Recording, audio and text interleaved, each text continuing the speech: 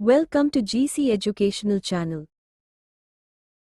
ఒక గుర్రం మాయమైన రాత్రి తరువాత జరిగినది.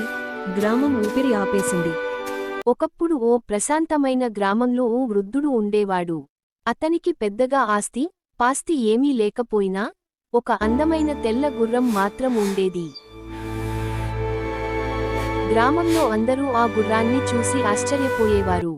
చాలా ధనవంతులు పెద్ద మొత్తంలో డబ్బు ఇచ్చినా వృద్ధుడు చెప్పేది ఒక్కటే, ఇది నాకు గుర్రం కాదు, నా తోడు, నా ఆనందం. వస్తువును అమ్ముకున్నట్టు దీన్ని అమ్మలేను. గ్రామస్థులు అతన్ని పిచ్చివాడనుకుంటూ, ఇది అమ్మేస్తే నువ్వు సుఖంగా ఉండగలవు అని చెప్పేవారు. వృద్ధుడు మాత్రం నవ్వుతూ, సుఖం డబ్బుతో కాదు, మనసులో ఉంటుంది అనేవాడు. ఒక ఉదయం గ్రామం ఒక్కసారిగా కలవరపడ్డది. గుర్రం కనబడలేదు. గ్రామస్థులు పరుగెత్తుకుంటూ వచ్చి, చూశావా, ఇది ఎంత పెద్ద దురదృష్టం, అమ్మేసుంటే బాగుండేది అన్నారు.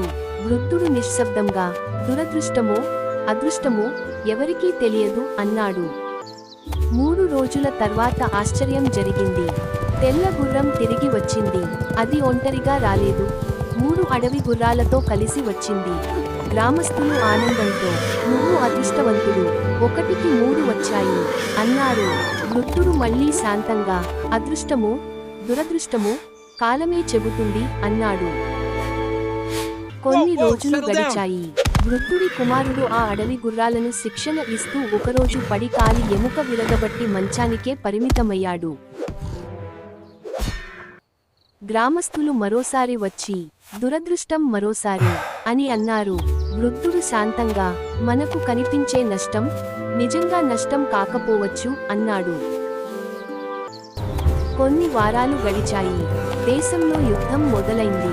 రాజు ఆజ్ఞ ప్రకారం గ్రామంలోని అందరు యువకులను సైన్యంలోకి తీసుకెళ్లారు.